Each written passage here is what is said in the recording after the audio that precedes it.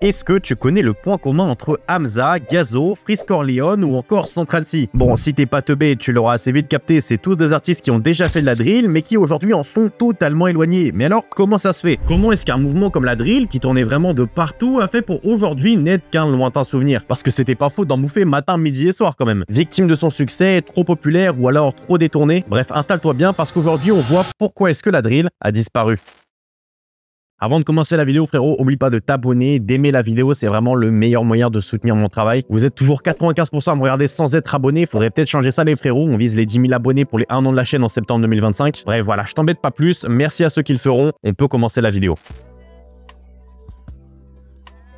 Bon, avant de commencer à parler de la drill que tout le monde connaît entre grosses guillemets, c'est-à-dire les Yak, les Pop Smoke ou encore les Central C, il faut déjà revenir sur les origines de la drill, parce que ça n'existe pas que depuis 2020 mon pote. De base, tout commence au début des années 2010 dans la troisième plus grande ville des États-Unis, j'ai cité Chicago. Malgré son importance conséquente dans le pays et sa place sur le podium des plus grandes villes, bah historiquement jusqu'à 2010, Chicago ça a jamais été une immense ville du rap. Alors oui, je vous vois venir, il y a des grands rappeurs qui viennent de Chicago et qui ont percé avant 2010 comme Kanye, Twista ou Soulja Boy, mais bah c'est un peu tout en vrai. On en compte beaucoup moins que des villes comme Atlanta, Houston ou encore Memphis qui sont censées être des villes plus petites. C'est d'ailleurs pas pour rien que Kanye, qui est certes originaire de Chicago, est parti entre autres faire ses armes à New York. Ça montre bien que la ville manquait clairement d'une identité bien définie comme Atlanta avec la trap, New York avec la boom bap ou LA avec la G-Funk. Bref, malgré tout, ça va pas tarder à changer puisque dans le sud de Chicago, là où il y a pas mal d'histoires de gangs et d'affaires criminelles, bah il y a de plus en plus de rappeurs qui commencent à se faire leur nom, comme un mec que tu connais forcément, un certain Chief Keef. Ce Chief Keef, il a un petit peu plus de 16 ans, même pas 17, il est affilié au gang des Black Disciples, et alors qu'il est même pas majeur, il va sortir ces morceaux que tu connais très bien.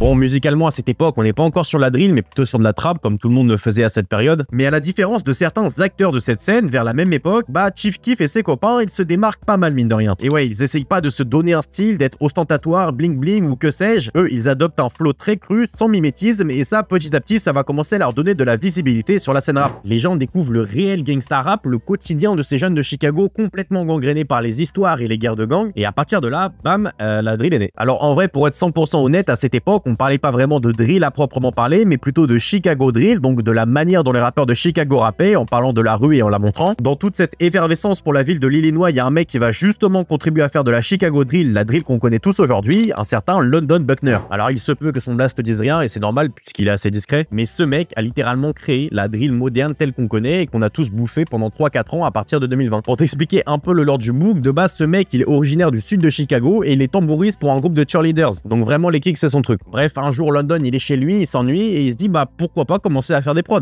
De base il commence assez classique en faisant des prods de trap, mais au fur et à mesure, lui qui est un cramé de tambour et donc par conséquent de rythmique, il va commencer à caler des snares et des claps un peu partout, un coup sur chaque première mesure, un coup à contretemps. Bref, London il fout tout un tas de trucs sur sa timeline FL et là bam, il crée la drill qu'on connaît. Et ouais, à force de rajouter tout ce qu'il trouve dans ses packs de kicks, de snares et de claps, bah ça a plus rien à voir avec la trap traditionnelle. Ça devient carrément une autre musique en fait. Désormais il peut se vanter d'avoir créé un autre sous-genre du rap, ce qui le fera passer de London Buckner à DJL. Rapidement, ces instrus vont commencer à pas mal se propager dans sa ville natale de Chicago. Les différents rappeurs comme Chief Keef, mais aussi Lil Reese ou encore Fredo Santana vont commencer à se les approprier, mais ça reste encore pas la drill actuelle. Il manque un petit truc pour que ça devienne la fameuse drill qu'on connaît tous et à laquelle on pense quand on entend ce mot, parce que pour le moment, c'est quand même vachement connoté chicagoen. Oui, je suis allé voir, on dit bien chicagoen pour parler des habitants de Chicago ou bien de quelque chose de Chicago. Voilà, t'en fais ce que tu veux, frérot. Bref, la drill est encore trop centralisée pour être démocratisée, il lui faut une petite exportation et pour ça, quoi de mieux que de traverser tout l'Atlantique pour rejoindre le pays du beau temps et de la gastronomie, j'ai cité l'Angleterre. C'est donc à 6400 km de Chicago, dans la ville de Londres, plus particulièrement dans le quartier de Brixton, que la drill va atterrir dans les ordinateurs des rappeurs anglais, et là ça va être la révélation. Ils découvrent toute la scène de Chicago à laquelle ils développent une très forte identification de par leur similitude dans leur train de vie. Eux aussi c'est des jeunes, eux aussi font du rap, et eux aussi sont dans toutes ces histoires de gangs, etc.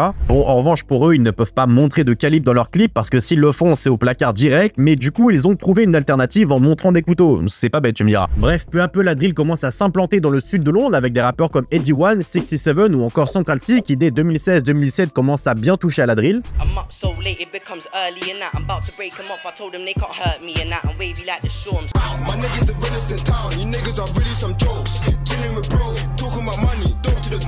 Petit à petit, la drill va commencer à gagner du terrain et des auditeurs, le sous-genre connaît une vraie explosion à Londres et devient en quelque sorte le fer de lance de la ville lorsqu'on parle de rap, même si on est encore très loin de l'apogée. Évidemment, tu t'en doutes, qui dit sous-genre musical émergent dit aussi reprise sur les réseaux sociaux, et il y a une reprise qui va particulièrement donner du gaz à la drill, c'est celle d'un certain Big Shaq. Alors pour te mettre un peu dans le contexte, Big Shaq c'est un personnage créé par Michael Dappa, un acteur comédien britannique qui a décidé de faire une parodie de la drill et des drillers sur son morceau Man's Not Hot. Dans le morceau, il va reprendre des codes un peu clichés de la drill, comme les rappeurs qui sont toujours sous doudoune, même sous 40 degrés, ainsi que tous les adlibs qui lâchent à répétition parce qu'ils ne peuvent pas dire de termes trop violents, sous peine de carrément se faire interdire par la justice. 2 + 2 is 4, -1, that's 3, quick maths.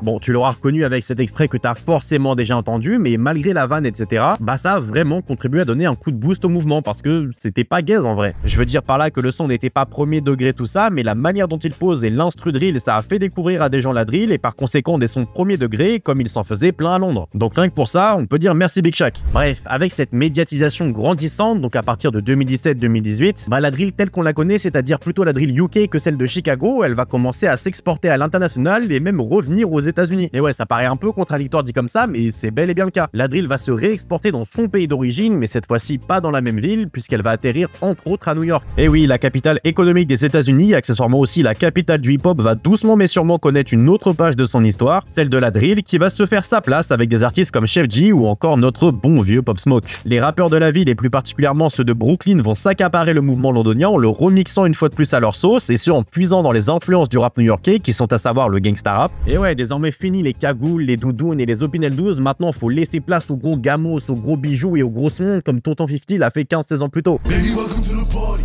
I'm off the Myers and the lean, that's why I'm over retarded. Baby, welcome to the party.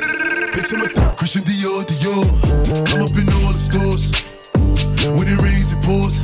She like the way I... À partir de ce moment-là, ça y est, après 7-8 ans d'existence, la drill existe vraiment enfin. Elle est désormais reconnue et populaire et elle va commencer à s'exporter de partout. Mais quand je dis partout, je dis vraiment partout. Tantôt ça va être Drake qui va commencer à nous faire le driller sous cagoule, un coup c'est les Italiens, un coup c'est les Espagnols et évidemment un coup les Français aussi, notamment avec des artistes comme H22 ou encore Monsieur Freeze Corleone. En même temps qu'un gros virus qui se propage dans les 4 coins de la planète, la drill va elle aussi tout autant voyager et mine de rien pas mal faire becter. Que ce soit autant les artistes qui se sont révélés et qui sont maintenant au top de la scène rap ou encore les excellents projets qu'on a pu becter à cette époque, la drill c'était limite devenu le rap de base en vrai. Quand un mec se lançait dans le rap ou dans le beatmaking, c'était limite pas s'il était obligé de faire de la drill tellement c'était populaire. Le virus a matrixé tout le monde, on a vu des typeux aller en course sous cagoule, gants, doudoune, en mode ils ont des hops alors qu'en vrai personne leur veut du mal, enfin bref. La drill c'était de partout à partir de 2020, mais que s'est-il passé? Comment ce mouvement pour le coup planétaire a fait pour devenir totalement dépassé aujourd'hui en 2025? Parce qu'au-delà du classique, il y en a trop eu, qui est pas faux certes, bah c'est pas tout. En comparaison, la boom bap ou la trap ça existe depuis des années et pourtant ça a jamais disparu, au contraire ça a même évolué. Alors du coup c'est quoi les vraies raisons de la disparition de la drill? Et bah installe-toi bien frérot parce qu'on va voir pourquoi est-ce que la drill a disparu. C'est le mec qui refait une intro et tout.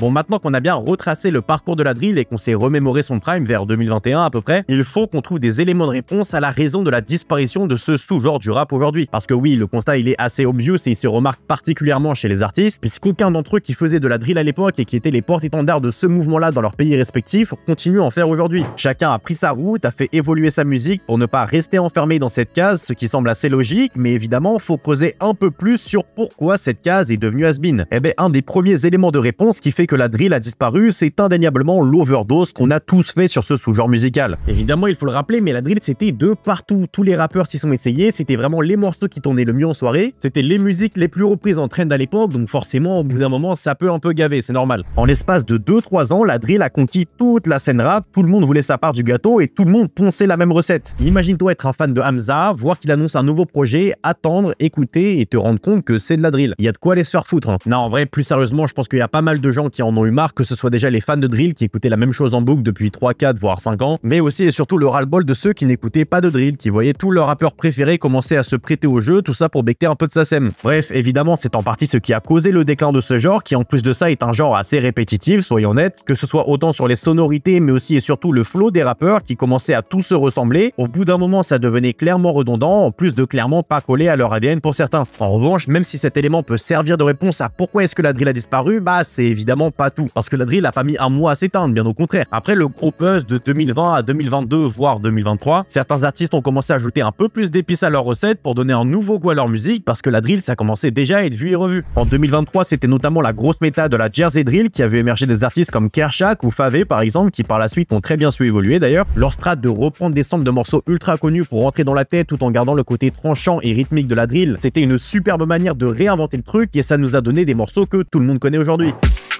Je veux péter l'Urus, pour l'instant sur la ligne H. Je vais la rendre heureuse, faut juste pas qu'elle me demande mon âge. Je compte sur un plan avec Mickey, Yann, Bartha rechargé, on l'a fait partir. On marchait sous couteau bien à votre boy, que des mutants de l'uranium dans le cowboy. Dépasse l'arrêt du tram si tu fais le cowboy. Et ça fait OI ou AA, y'a de la puff dans le batabine.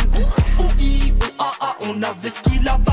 Bref, ces morceaux, ça parle à tout le monde et désolé pour ceux à qui ça va rester dans la tête. On peut aussi parler de la Outrap, cette fois-ci un peu plus récente et qui tire clairement des influences de la drill, principalement sur les rythmiques. En revanche, ces deux sous-genres entre guillemets de la drill, qui elle-même est un sous-genre musical, ils ont un point commun que tu auras peut-être constaté, c'est que ça a duré 2 semaines. Bon, en vrai, j'abuse, la Jersey, ça a duré un petit peu plus longtemps, mais dans l'idée, t'as compris ce que je voulais dire. Si aujourd'hui, en 2025, tout le monde a déjà quasi oublié l'existence de Drismer et PCN, c'est pas pour rien en vrai. Et bien justement, ce constat assez brut du fait qu'on ait tous déjà oublié la drill, la Jersey et la Outrap, ça relève d'un point qui explique la disparition de la drill, c'est évidemment nos modes de consommation. Et ouais, comme je te le disais tout à l'heure, la trap ou encore la boom bap, ça fait plus de 20 ans, voire 40 ans pour la boom bap que ça existe. Mais aujourd'hui, c'est toujours pas essoufflé, bien au contraire, en témoignent les travaux récents de toute la nouvelle génération française qui fait des plutôt bons trucs au niveau trap. La drill, telle qu'on la connaît évidemment, c'est important de rappeler qu'à l'inverse de la boom bap ou de la trap, elle s'est faite sa place grâce à Internet. On l'a vu avec Big Shaq, on l'a vu avec TikTok et les nombreuses trends reprenant des couplets que tout le monde connaît par cœur alors que personne pourrait citer le nom de l'artiste. La drill s'est faite une place sur Internet auprès d'un public essentiellement jeune et qui a des modes de consommation qui vont avec. À une ère où tout va archi vite, où la musique est surconsommée, où la durée de vie d'un album dépasse même pas une semaine, comment est-ce que tu veux pérenniser un genre issu de cette culture-là? En vrai, c'était assez évident que la drill allait disparaître et que c'était une phase dans le rap parmi tant d'autres, ce qui explique pourquoi dès 2022-2023, des artistes phares de ce mouvement comme Central C ou encore Gazo ont commencé à se détacher de ce genre musical. Si à contrario, la trap par exemple s'est autant pérennisée dans le temps, c'est qu'elle vient d'une époque où les modes de consommation étaient totalement différents. Déjà, c'était pas les mêmes acteurs, si je prends la base des bases, c'était que quelques bandits d'Atlanta qui rappaient sans vouloir percer à tout prix, puis surtout c'était absolument pas le même public. Si tu kiffais la trap dans le début des années 2000, il fallait vraiment que tu te la donnes pour pouvoir écouter et découvrir des artistes, parce qu'à l'époque il y avait ni streaming ni internet. Si tu voulais écouter ta musique, fallait acheter tes CD physiquement. Qui plus est, au début, à l'époque d'un trap musique de T.I. par exemple, fallait le chercher le CD mon pote, parce qu'Atlanta c'était pas encore la ville que c'est devenu. Ce qui a pérennisé la trap, c'est l'engagement des auditeurs. Tu décidais réellement d'en écouter et tu te l'as donné pour pouvoir actualiser ton MP3, tout comme la boom bap d'ailleurs. Là où au contraire avec la drill, sans rien demander, t'en avais de partout tout le temps. Peu importe si t'étais le plus grand auditeur de rap ou pas, t'avais pas le choix que d'en entendre tout le temps, toute la journée. Ce qui a causé le public à jamais vraiment s'attacher au genre musical en particulier, mais plutôt aux artistes en vrai. Note aussi le fait que c'était essentiellement un délire de jeunes, étant donné que ça a été popularisé par des plateformes qui visent ces mêmes jeunes, forcément une fois qu'ils grandissent, ils s'y détachent et c'est normal. Il y a des modes, il y a des phases, on évolue et forcément on met parfois au placard des trucs qui nous ont parlé pendant une partie de notre vie, mais plus forcément aujourd'hui. Est-ce que tu te vois encore un jour à 50 ans enfiler une cagoule et danser le Sturdy à Châtelet? Je suis pas sûr et c'est normal. Bref, en vrai on peut dire que la drill ça a disparu à cause de la manière dont c'est apparu. C'est un phénomène et une esthétique qui a pris de l'ampleur grâce aux réseaux sociaux et c'est aussi ce qui a causé son déclin. Va essayer de pérenniser quelque chose sur TikTok là où la durée de vie d'une trend se compte en mois ou même en quelques semaines. Malgré tout, ça nous aura quand même donné pas mal de beurre à une époque, il faut être honnête, en plus d'avoir permis à tout un tas d'artistes de se faire un nom. Malheureusement, et comme pas mal de sous-genres issus des codes d'internet qui naîtront dans le futur, ça tiendra pas dans le temps, ce sera un effet de mode qui permettra à certains rappeurs intelligents de tremplin, comme l'a parfaitement été la drill. Je vous remercie d'avoir regardé la vidéo jusqu'au bout les frérots, j'espère qu'elle vous a plu. Comme d'habitude, si vous êtes arrivé jusqu'ici, c'est qu'elle vous a tout de même un minimum plu, donc je vous rappelle, mais n'oubliez pas de vous abonner et d'aimer la vidéo, vraiment ça fait toute la différence. En tout cas, nous on se dit à mercredi prochain, bisous, bonne mère.